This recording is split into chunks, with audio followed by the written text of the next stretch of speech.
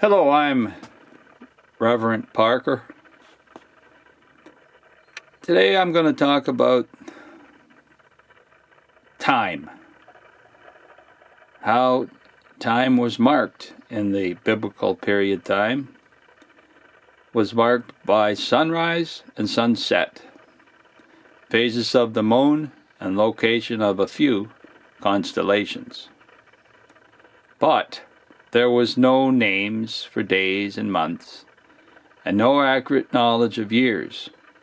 Ancient people had no method of reckoning long periods of time.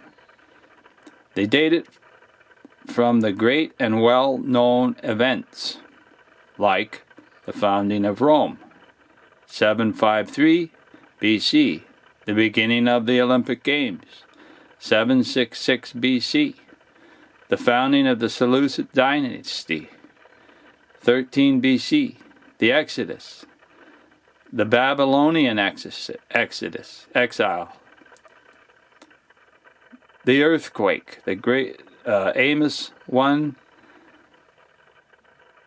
verse 1. The starting point of the Macedonian Age was the beginning of the Seleucid era.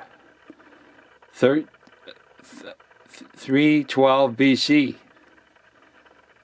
The year was lunar. 354 days, 8 hours, 38 seconds. Divided into 12 lunar months, with 7 intercalary months added over 19 years. The Hebrew month began with the new moon. Early Hebrews gave the months names. Later they used numbers. And after the exile, they used Babylonian names. The sacred year began with Nisan.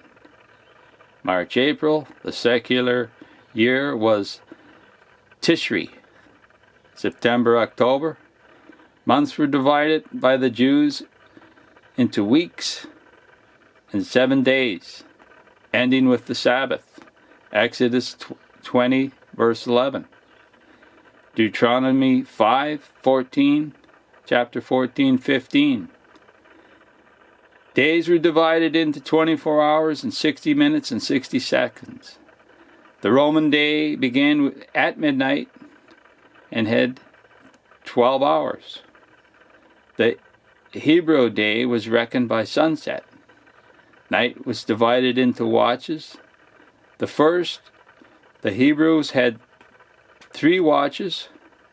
In the time of Christ, there was 4. Various kinds of clocks were used: sundials, shadow clocks, and water clocks. Here is a reference in Deuteronomy 5, chapter 14, of a reference of days. But the seventh day is the Sabbath to the Lord your God. In it you shall do no work, you, your son, or your daughter, your manservant, or your maidservant, or your ox, or your ass, or any of your cattle, or the sojourner who is within your gates.